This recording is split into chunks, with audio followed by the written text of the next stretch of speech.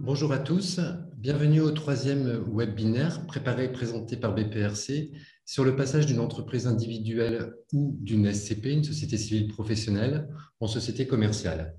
Donc, tout d'abord, je me présente, je m'appelle Frédéric Leprêtre, je suis expert comptable au cabinet BPRC. On est situé dans le 9e arrondissement de Paris et on est spécialisé en études huissier de justice.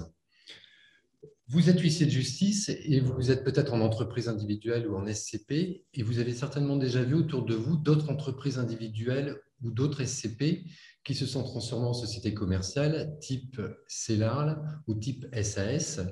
Et vous vous êtes peut-être posé la question à un moment donné, est-ce que ça peut être intéressant ou pas pour moi de basculer en société commerciale? Donc l'objectif de ce webinaire est de voir l'étude qu'il faut réaliser avant de décider de passer en société commerciale et donc avant de déposer un dossier sur le site des officiers publics ministériels, c'est-à-dire le site de l'OPM. Donc voyons ensemble tout de suite le plan que l'on va suivre durant ce webinaire qui va durer 30 minutes.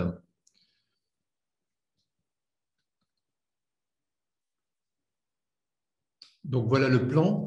Donc dans une première partie, on va avoir 4 grandes parties.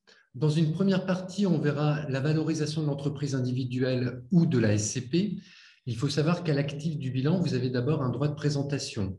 Donc on verra donc comment était valorisé le droit de présentation avant. Donc je ferai un rappel des critères de la chancellerie tels qu'on les utilisait avant. Il faut savoir que maintenant, ces critères de chancellerie ne sont plus imposés aux parties, c'est-à-dire que les parties maintenant peuvent fixer librement le prix entre eux. Mais on verra que les critères de chancellerie sont toujours utilisés pour valoriser une étude. On verra également que la valorisation de l'actif repose également sur les créances acquises et sur les immobilisations. On verra donc dans la valorisation d'entreprises individuelles comment valoriser les créances acquises et comment valoriser les immobilisations. Dans une deuxième partie, on verra le montage du prévisionnel financier, c'est-à-dire que lorsque vous allez décider de créer votre future structure qui va racheter les éléments de votre ancienne structure, c'est-à-dire le droit de présentation, les créances acquises et les immobilisations, vous allez devoir établir un prévisionnel financier sur 5 ans et ce prévisionnel financier, vous allez devoir le déposer à la banque. Et ce prévisionnel va permettre de constater si votre future structure peut rembourser ou pas l'emprunt qui va servir à acquérir les éléments de l'actif de votre ancienne structure. Et ce prévisionnel va également permettre de constater que votre future structure permet de vous rémunérer, vous, en tant qu'associé. Dans une troisième partie, on verra l'impact plus-value et impôt sur le revenu. C'est-à-dire que comme vous allez vendre vos éléments d'actifs de votre ancienne structure à une nouvelle structure, vous allez encaisser de la trésorerie. Et donc, au niveau du droit de présentation, vous allez avoir une plus-value qui va se dégager par rapport à la valeur d'origine que vous avez acheté votre droit de présentation. On verra quel est le taux d'imposition et on verra également quel est l'impact sur l'impôt sur le revenu de la vente de vos créances acquises et de vos immobilisations. Et dans une dernière partie, on verra donc le montage du dossier de cession, c'est-à-dire qu'à partir du moment où l'étude sera faite et que vous avez décidé de basculer en société commerciale, il faudra monter un dossier de cession et le déposer sur le site de l'OPM. Donc le dossier de cession, on verra qu'il comprend notamment la rédaction des statuts, la rédaction du dossier du traité de cession pour les créances acquises et du droit de présentation. Donc BPERC vous accompagne tout au long du montage de l'étude financière et vous accompagne également tout au long du montage du dossier de cession jusqu'au dépôt sur le site de l'OPM. Donc, passons tout de suite à la première partie. Donc, la première partie concerne la valorisation de l'entreprise individuelle ou de la SCP. Donc, sur votre écran de gauche, vous avez les anciens critères de chancellerie tels qu'ils étaient utilisés autrefois pour valoriser le droit de présentation de la SCP. La chancellerie avait pour habitude de retenir la moyenne des 5 dernières années des produits bruts auxquels elle appliquait un coefficient de 1,20 et elle prenait également la moyenne des 5 dernières années des résultats fiscaux nets, c'est-à-dire les résultats bruts, déduction faite des charges sociales des associés, auquel elle appliquait un coefficient de 3. La chancellerie avait pour habitude de retenir la plus petite des deux valeurs. L'inconvénient en fait de cette méthode, c'est qu'on utilise les produits des 5 dernières années, on ne tient pas compte des résultats à venir et on ne tient pas compte non plus de la comptabilité d'engagement. Donc, comme vous savez, les critères de chancellerie maintenant ne sont plus des critères qui sont utilisés pour valoriser un droit de présentation, je vous l'ai dit tout à l'heure en présentation. Et donc, maintenant, les parties sont libres de fixer le prix du droit de présentation entre elles. Cependant, donc, les critères de chancellerie restent cependant donc des indicateurs de référence qui permettent en fait de déterminer la valeur de la structure. Donc, nous procédons par la moyenne de 3 critères. C'est votre écran de droite. On utilise d'abord la moyenne des 3 années des produits bruts auxquels on applique le coefficient de 1. On applique la moyenne des 3 années des résultats bruts avant déduction des charges sociales auxquels on applique un coefficient de 2,5. Et on prend la moyenne des résultats nets, c'est-à-dire le résultat brut après déduction des charges sociales, auquel on applique un coefficient de 3. Pour valoriser le droit de présentation, on prend la moyenne des 3 valeurs et nous appliquons un coefficient plus élevé sur les dernières années. C'est-à-dire que sur l'année 2020, on applique par exemple un coefficient de 3 sur tous ces éléments.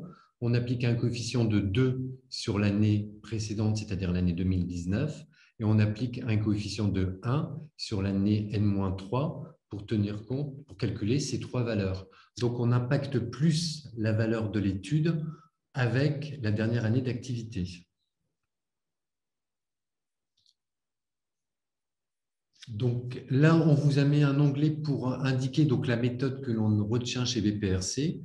Comme je vous l'ai indiqué, l'inconvénient de l'approche de la chancellerie est qu'elle ne tient compte exclusivement que de la situation historique de l'étude. Et donc, comment y remédier? Nous, on fait une évaluation sur la moyenne des 3 critères. On ne considère que les 3 dernières années et non plus les 5 dernières années. Et on affecte un coefficient plus élevé pour les dernières années.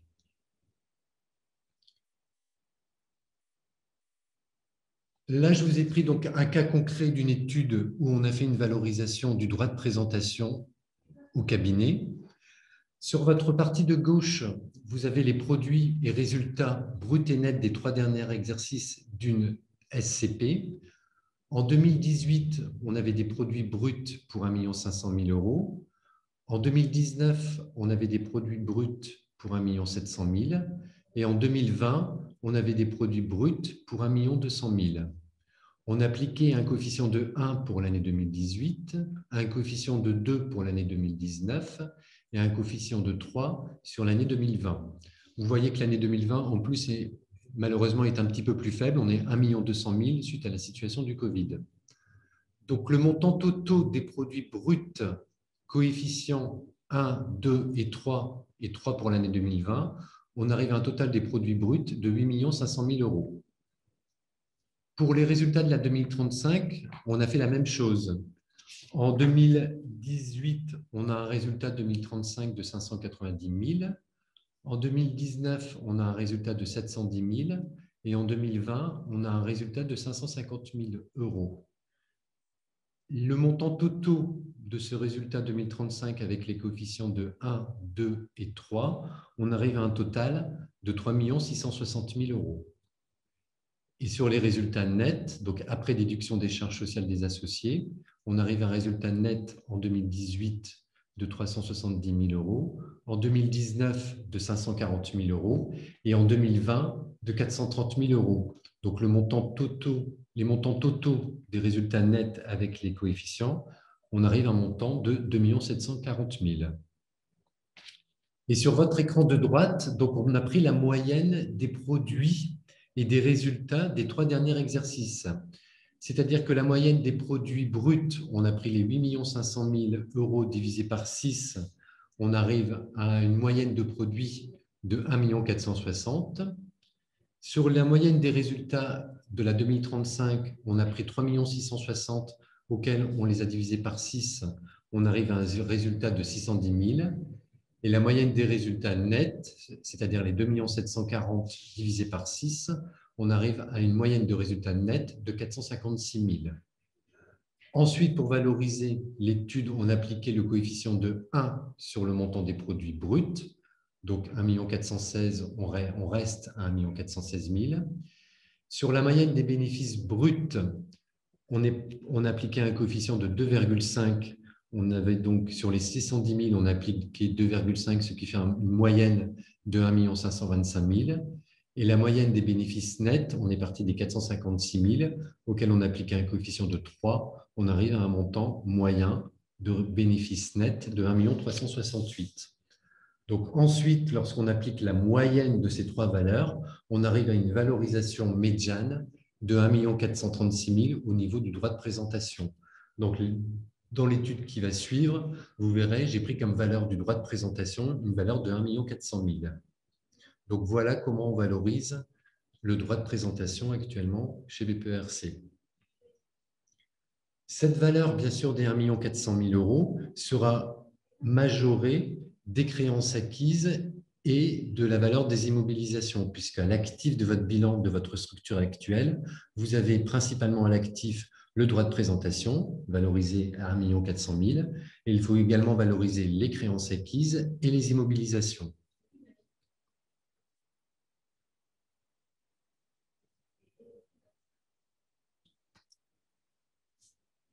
Donc, comment valorise-t-on les créances acquises dans une étude d'huissier?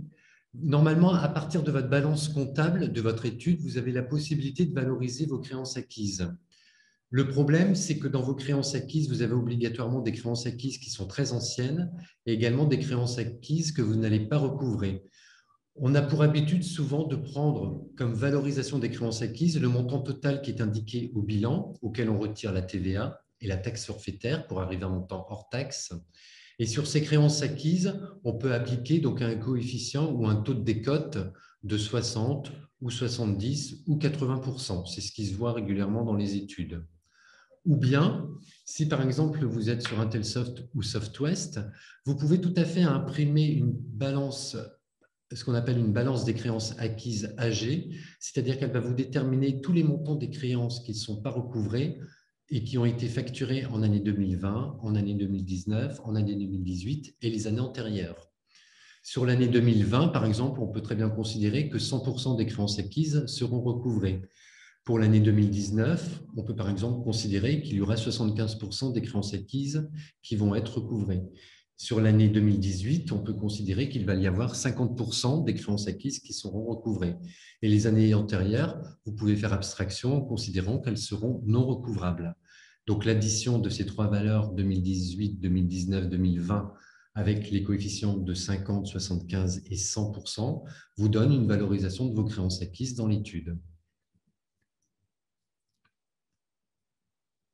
Au niveau de vos immobilisations, vous devez donc, avant de décider le passage en société commerciale, dresser la liste de toutes vos immobilisations et les valider par un inventaire. Souvent, on retient pour le prix de cession la valeur nette comptable, mais on peut reprendre une autre valeur que la valeur nette comptable si vous estimez que le bien est peut-être surévalué ou sous-évalué. Par exemple, si vous avez un véhicule de tourisme qui amortit sur 3 ans, vous avez à la valeur du bilan au bout de 3 ans une valeur nette comptable de 0. Mais si vous vendez au bout de 4 ans votre véhicule, la valeur marchande de votre véhicule correspondra à la valeur de l'Argus. Il n'a pas une valeur de 0. Donc là, on va retenir comme valeur la valeur de l'Argus et non pas la valeur nette comptable.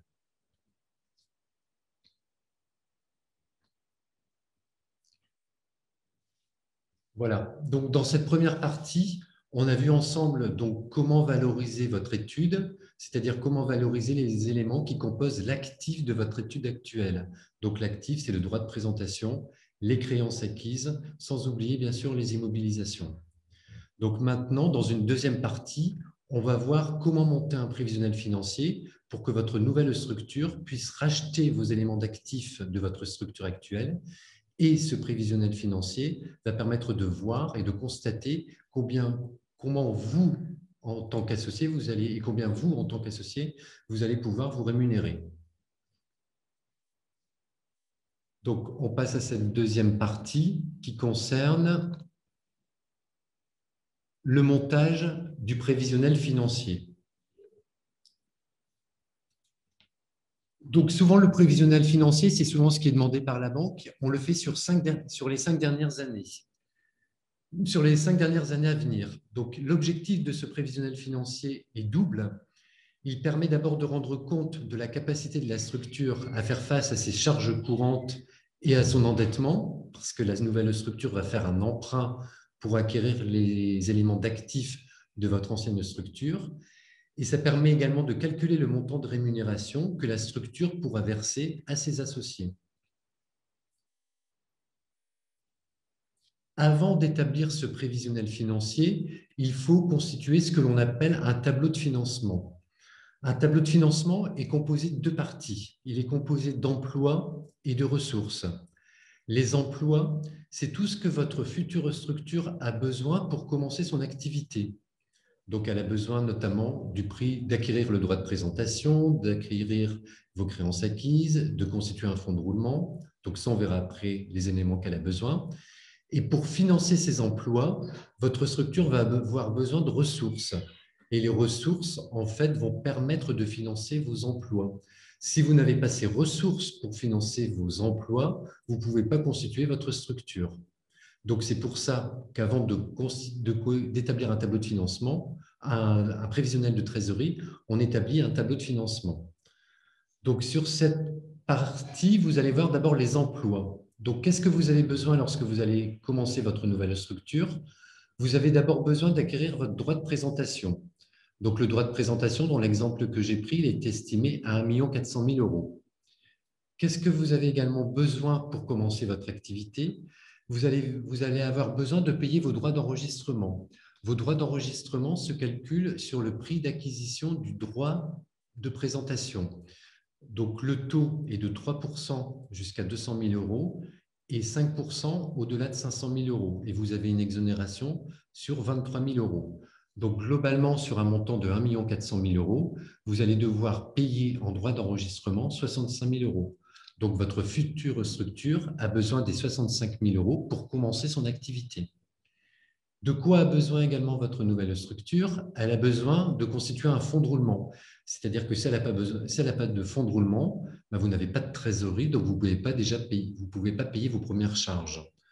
Le besoin en fonds de roulement, la chancellerie avait l'habitude de l'estimer à 2 ou 3 mois. Donc, dans l'exemple que j'ai pris, je l'ai estimé à 2 mois. Donc là, je l'ai estimé à 110 000 euros dans l'exemple que j'ai pris. Ensuite, votre nouvelle structure a besoin d'acquérir les créances acquises de votre ancienne structure. Les créances acquises ont été estimées à 300 000 euros. Et votre future structure a besoin d'acquérir les immobilisations de votre ancienne structure. Je les ai estimées à 14 000 euros. Donc, un montant total de 314 000 euros. Donc, votre future structure a besoin de 1,4 million du droit de présentation. Elle a besoin des 65 000 euros des droits d'enregistrement. Elle a besoin de 110 000 euros de fonds de roulement et elle a besoin de 314 000 euros pour acquérir les créances acquises et les immobilisations, c'est-à-dire un montant total de 1 889 000 euros. Donc, votre future structure a besoin de ressources à hauteur de 1 889 000 euros. Si vous n'avez pas ces ressources, vous ne pouvez pas débuter votre nouvelle activité dans la nouvelle structure. Donc, comment vous allez financer ces 1 889 000? C'est le tableau des ressources de la page suivante qui s'affiche à votre écran. Au niveau des ressources, donc j'ai d'abord indiqué l'apport des candidats. Donc, j'ai considéré que les candidats allaient apporter un montant très minime. J'ai mis 10 000 euros. Donc, c'est une SCP avec 2 associés. Donc, chacun va apporter 5 000 euros. Sachant que j'ai pris un montant minimum, sachant qu'ils peuvent apporter plus, puisque, comme vous le savez, ils vont quand même, les associés de l'exemple que j'ai pris vont récupérer 1 400 000 euros de droits de présentation, 300 000 euros de créances et 14 000 euros d'immobilisation. Donc, globalement, ils vont récupérer plus d'1 700 000 euros. Donc, ils peuvent apporter plus que 10 000 euros. Mais dans mon exemple, j'ai pris qu'un montant de capital de 10 000 euros et un apport de 10 000 euros. Donc, le complément, je l'ai financé par emprunt pour 1 879 000. Il faut savoir que sur un montant d'emprunt de 1 879 000, sur 12 ans, avec un taux de 1,20, ça fait des remboursements hors intérêt d'emprunt de l'ordre de 110 000 à 115 000 euros par an. Donc, j'ai bien l'égalité, dans l'exemple que je viens de vous donner, j'ai bien l'égalité entre le montant de mes emplois, de mes ressources et le montant de mes emplois sur la page précédente. Emploi, total des emplois 1 889 000, total des ressources 1 889 000. Donc, lorsque le tableau de financement est rédigé, vous pouvez établir votre tableau de financement, votre prévisionnel financier, excusez-moi. Comment on construit ce prévisionnel sur 5 ans? Au niveau de la première année, on essaye de maintenir le chiffre d'affaires en engagement par rapport à l'exercice avant le passage. On est plutôt dans une perspective de prudence, donc on essaye de prendre le chiffre d'affaires tel qu'il était avant l'exercice du passage en société commerciale. On garde une stabilité au niveau des charges de personnel et on intègre sur la ligne impôts et taxes les droits d'enregistrement, malgré que ceux-ci soient financés par emprunt. Pour la deuxième année, on prend, nous, une augmentation des produits et des charges de 1%, également sur la troisième année, une augmentation de 1%, la quatrième année, 1%, et la cinquième année, également 1%. Et tout cela par prudence. Si, au cours de l'année, avant le passage, vous avez par exemple un client particulier qui augmente votre chiffre d'affaires, vous pouvez tout à fait augmenter votre chiffre d'affaires de première année de prévisionnel. Mais par prudence, nous, ce que l'on fait, sauf décision contraire des associés, on prend le même montant que l'exercice avant le passage.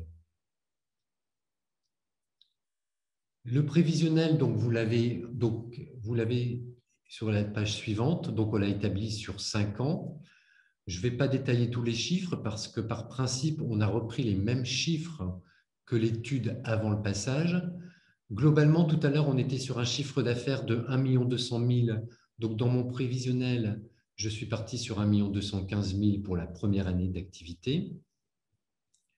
J'ai gardé les salaires et charges de l'ancienne structure pour 361 000 pour les associés, pour les salariés. Sur la ligne impôts et taxes, j'ai mis 80 000 euros, c'est-à-dire que dans les 80 000 euros, j'ai intégré les 65 000 euros de droits d'enregistrement qui seront une charge, qui seront supportés par la structure et qui sera supportée donc par la structure. L'année suivante, vous voyez, 80 000, je repasse à 15 000. J'ai retiré les 65 000, puisque les 65 000, vous les aurez que la première année. J'ai intégré sur le prévisionnel une ligne salaire des associés. Comme il y a 2 associés, j'ai mis un salaire de 10 000 euros par associé et par mois, ce qui fait un total sur l'année de 240 000 euros. J'ai considéré que les charges sociales des associés étaient payées par la structure. Donc, sur les 240 000 euros, j'ai 80 000 euros de charges sociales qui seront payées par la structure. Donc, les associés vont récupérer tous les mois en rémunération 10 000 euros net. Et sur la ligne, sur la ligne charges financières, 21 000 euros, j'ai intégré les intérêts d'emprunt par rapport à l'emprunt d'origine qui finance le droit d'enregistrement, le droit de présentation, les créances acquises, les immobilisations et le fonds de roulement. Donc 21 000 euros d'intérêt d'emprunt la première année. J'ai calculé un impôt sur les sociétés de 25 000 euros. Donc globalement, la structure, pour la première année, on est sur un résultat après paiement des associés de 82 000 euros. Dans ces 82 000 euros, le résultat qui peut être mis en réserve, j'ai rajouté les 65 000 euros de droits d'enregistrement, puisque les 65 000 euros sont financés par l'emprunt. Donc, globalement, la première année, il me reste une trésorerie de 153 000 euros. Au niveau du montant de l'emprunt, j'ai 115 000 euros de remboursement en capital d'emprunt à rembourser. Donc, les 153 000 euros de trésorerie moins les 115 000 euros de remboursement d'emprunt que je dois faire au titre de la première année. Globalement, la première année, il me reste une trésorerie de 37 000 euros.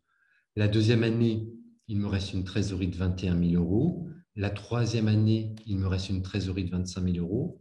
La quatrième année, 28 000 euros. Et la dernière année, 32 000 euros. L'objectif, bien sûr, de ce prévisionnel est qu'il faut qu'il reste de la trésorerie dans votre étude après avoir payé l'emprunt. Donc là, tel que le projet a été présenté, avec un apport minimum pour les associés de 10 000 euros, on voit que le projet est tout à fait viable vis-à-vis de la banque et que la banque peut vous accorder votre emprunt puisqu'il restera toujours de la trésorerie après avoir remboursé le capital de l'emprunt. Sachant que, ça c'est important, au niveau trésorerie, il vous reste 37 000 euros, mais vous n'avez pas non plus touché aux 10 000 euros que les associés ont apportés dans la structure pour financer le capital social. Donc, on n'a pas touché au versement des associés pour rembourser l'emprunt, ce qui est positif vis-à-vis de la banque.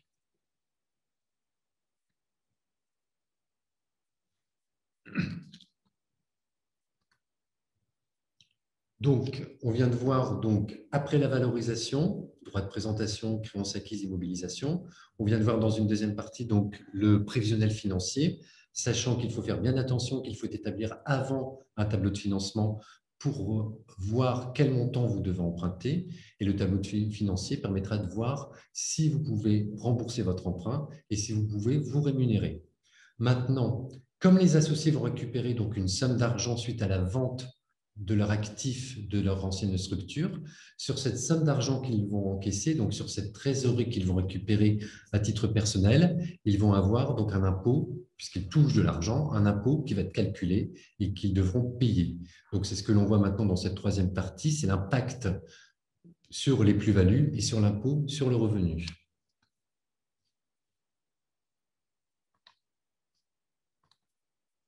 Donc, impact, plus-value et impôt sur le revenu.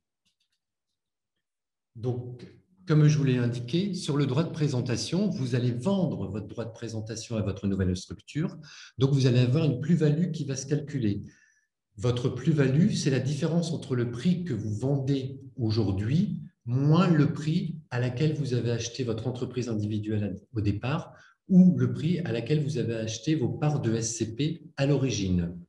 Donc, la plus-value, c'est la différence entre le prix de vente moins le prix d'acquisition. Faites attention, il n'y a pas de dégrèvement par année de détention. Beaucoup de nos clients nous posent la question en nous disant qu'ils doivent avoir un dégrèvement par année de détention.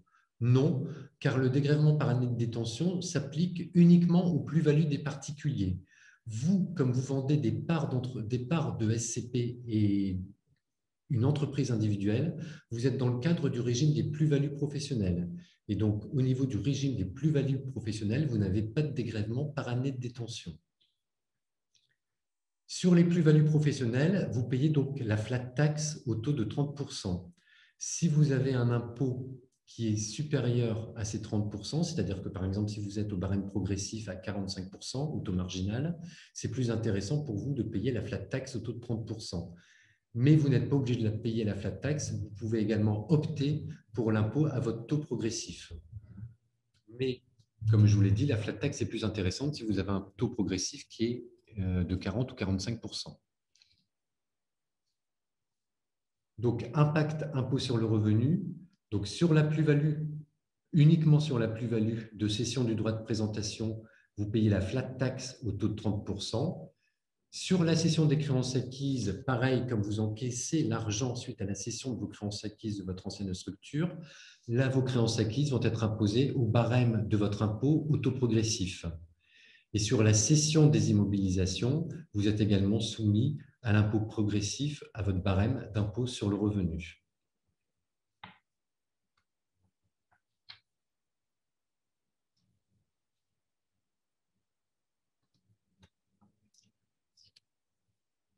Donc, quand vous réalisez l'étude et quand vous avez vu l'impact de l'imposition suite à la cession, vous allez pouvoir, par différentiel, voir combien il vous reste en trésorerie, combien vous encaissez.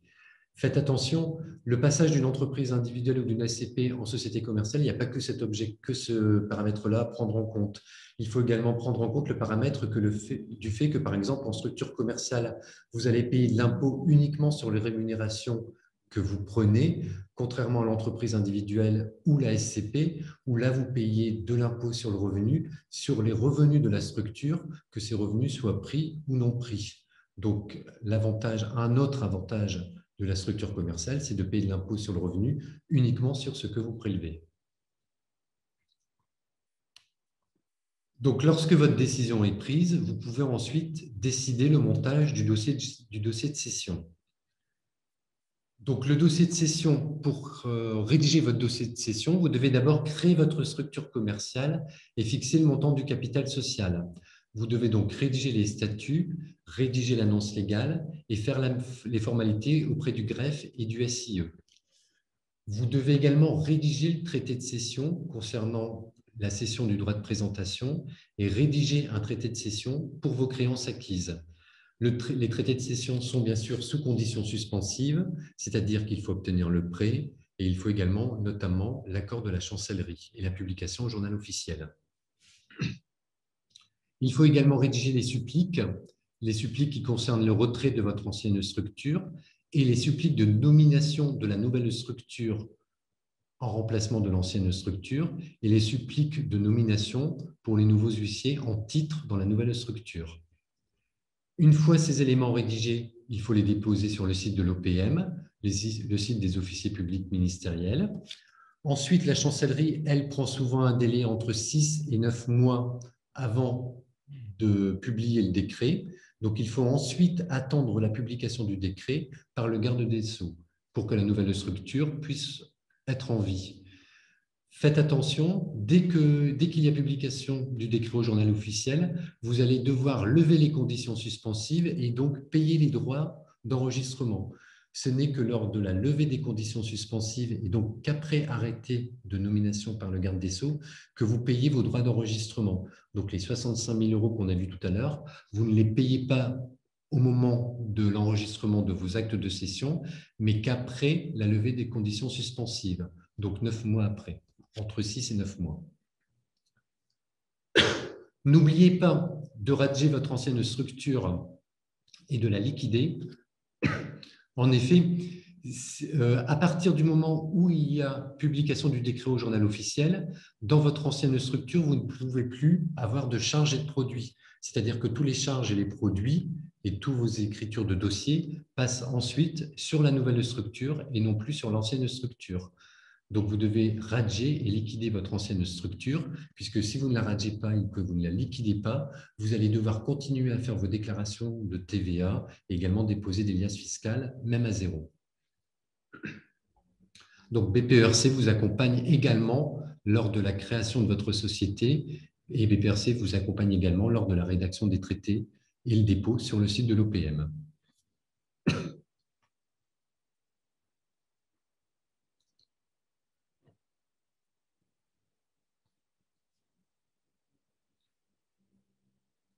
Donc, n'hésitez pas à me contacter si vous avez des questions. Donc, vous pouvez me contacter par téléphone au 01 49 70 77 77. Vous pouvez également me contacter par mail sur l'adresse contact@bprc.com et vous avez également le site internet www.bprc.com.